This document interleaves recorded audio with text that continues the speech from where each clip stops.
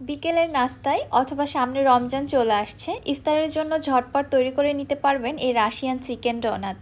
আসসালামু আলাইকুম everyone, welcome back to my channel. এই চিকেন ডোনাটটা বিশেষ করে বাচ্চারা অনেক বেশি পছন্দ করবে। একবার বানিয়ে আপনারা সারা রমজান মাস পর্যন্ত সংরক্ষণ করে রেখে দিতে পারবেন।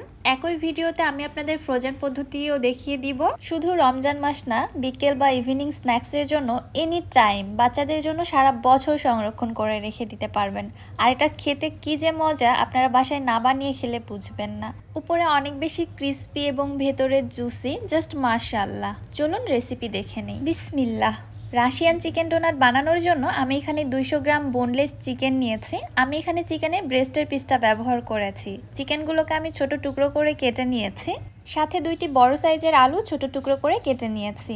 এবার এর মধ্যে দিয়ে দিলাম প্রায় 1 লিটারের মতো পানি, 1 চা চামচ লবণ এবং 1 চা চামচ কালো গোলমরিচের গুঁড়া। এবারে ঢাকনা দিয়ে ঢেকে আলু এবং চিকেনটাকে ভালোভাবে সেদ্ধ করে নিব।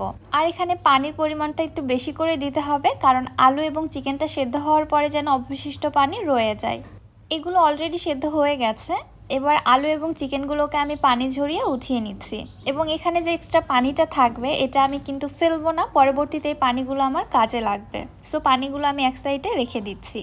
প্যানে দিয়ে দিচ্ছি 1 টেবিল চামচ বাটার। বাটারটা মেল্ট হয়ে আসলে এর মধ্যে দিয়েছি 1/2 চা চামচ আস্ত জিরা। বাটারের সঙ্গে জিরাটাকে কিছুক্ষণ ভেজে নিচ্ছি সুন্দর একটা রোস্টেড ফ্লেভার আসা পর্যন্ত। এরপর এর মধ্যে দিয়ে দিচ্ছি 1 টেবিল চামচ কুচনো রসুন। রসুনটাকে আমি একদম মিহি চপ করে নিয়েছি। এগুলোর সাথে রসুনটাকেও কিছুটা ভেজে নেওয়ার পর দিয়ে দিচ্ছি 1/2 চা চামচ আদা বাটা। আদাটাও কিছুক্ষণ ভেজে নিচ্ছি। খেয়াল রাখতে হবে কোনো উপকরণ যেন পুড়ে না যায়। এরপর এর মধ্যে আমি দিয়েছি 3 টেবিল চামচ ময়দা। ময়দাটাও সব কিছুর সঙ্গে কিছুক্ষণ একটু ভেজে নিচ্ছি, ময়দার কাঁচা স্মেলটা চলে যাওয়া পর্যন্ত। এবার আগে থেকে ওই যে আমি চিকেন এবং আলু সিদ্ধর পানিটা আলাদাভাবে রেখেছিলাম, ওইখান থেকে কিছুটা পরিমাণে পানি এর মধ্যে দিয়ে সঙ্গে সঙ্গে নেড়ে চেড়ে দিচ্ছি। এছাড়া ময়দাটা কিন্তু দলা বেঁধে যেতে পারে।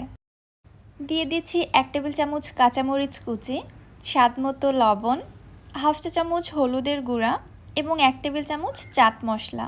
আবারও সব কিছু নেড়ে চেড়ে কিছুক্ষণ একটু এগুলোকে আমি ভেজে নিচ্ছি।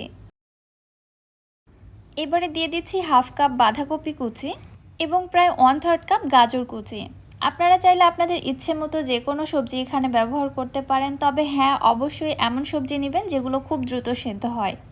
এই পর্যায়ে চুলার হিট থাকবে মিডিয়াম টু লোয়ের মাঝামাঝি এবং অনবরত নেড়ে চেড়ে এগুলোকে ভেজে নিতে হবে। দিয়ে দিচ্ছি প্রায় 1/3 কাপের মতো মটরশুঁটি। আগে থেকে সিদ্ধ করে রাখা চিকেনগুলো আমি এইভাবে কাঁটা চামচের সাহায্যে ঝুড়ি ঝুড়ি করে নিয়েছি, সম্পূর্ণটা এখানে দিয়ে দিচ্ছি। সেই সাথে সিদ্ধ করে রাখা আলুগুলোকে আমি খুব ভালোভাবে ম্যাশ করে নিয়েছি, এবং ম্যাশ করে রাখা আলুটা আমি এখানে সম্পূর্ণটা দিয়ে দিচ্ছি। এবারে নেড়ে চেড়ে সব কিছু একসঙ্গে ভালোভাবে মিশিয়ে নিচ্ছি। আবারও বলছি, চুলার হিট থাকবে মিডিয়াম টু লোয়ের মাঝামাঝি। এ পর্যায়ে চুলার হিট বাড়ানো যাবে না এবং অনবরত এগুলোকে নেড়ে চেড়ে মিশিয়ে নিতে হবে। এই মিশ্রণটা কিন্তু ঠিক এরকম আঠালো টাইপেরই হবে। চুলা থেকে নামানোর আগে দিয়ে দিলাম প্রায় 2 টেবিল চামচের মতো ধনিয়া পাতা কুচি। সব কিছু আরও একবার ভালোভাবে নেড়েচেড়ে মিশিয়ে নিয়ে মিশ্রণটা আমি চুলা থেকে নামিয়ে নিচ্ছি। এবার এখানে আমি নিয়ে নিচ্ছি ভার্মিচেলি সেমাই, অথবা অনেকে এটাকে চিকন সেমাই বলে থাকে। আমি এখানে 1 প্যাকেটের অর্ধেক সেমাই ব্যবহার করছি। প্রয়োজনে আপনাদের কম বেশি লাগতে পারে। সেমাইটাকে আমি হাতের সাহায্যে একদম ভেঙে ছোট ছোট টুকরো করে ফেলছি। খুব বেশি বড় থাকবে না, যতটা সম্ভব ছোট টুকরো করে নিতে হবে। ঠিক এরকমটা দেখতে পাচ্ছেন, আমি একদম ছোট টুকরো করে নিয়েছি। এবারে সেমাইটাকেও এক সাইডে রেখে দিচ্ছি। অন্য একটি বাটিতে নিয়েছি 1/2 কাপ ময়দা। আর আগে থেকে ওই যে চিকেন এবং আলু সেদ্ধ করা যে পানিটা রেখেছিলাম, ওই পানিটা দিয়ে আমি একটা ব্যাটার তৈরি করে নিচ্ছি। এখানে এক্সট্রা করে আমি আর কোনো স্পাইস অ্যাড করিনি, কারণ ওই পানির মধ্যে লবণ এবং কালো গোলমরিচের ফ্লেভার অলরেডি রয়েছে। তো এখানে আর কোনো কিছু অ্যাড করার প্রয়োজন নেই। এবার হাতে সামান্য একটু তেল মেখে নিয়ে এখান থেকে পরিমাণ মতো মিশ্রণ নিয়ে প্রথমে হাতের তালুতে একটি কাবাবের শেপ দিয়ে নিচ্ছি। এরপর এর মাঝ বরাবর হাতের একটি আঙুল দিয়ে চেপে একটা ডোনাটের শেপ দিয়ে নিচ্ছি।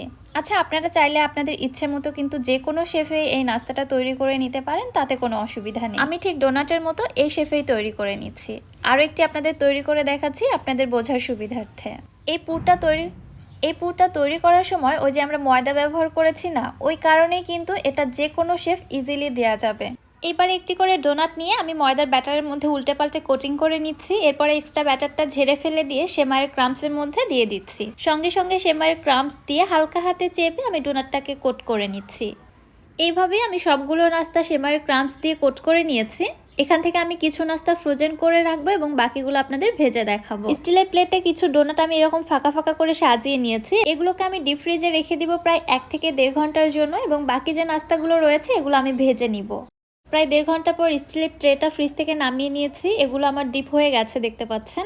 এই অবস্থায় আপনারা এগুলোকে একটা জিপলক ব্যাগে ভরে ডিপ ফ্রিজে সংরক্ষণ করতে পারবেন। তবে আমি একটি এয়ারটাইট বক্সে রেখে সংরক্ষণ করছি। এইভাবেই এগুলোকে সংরক্ষণ করে রাখা যাবে প্রায় 2 মাসের মতো।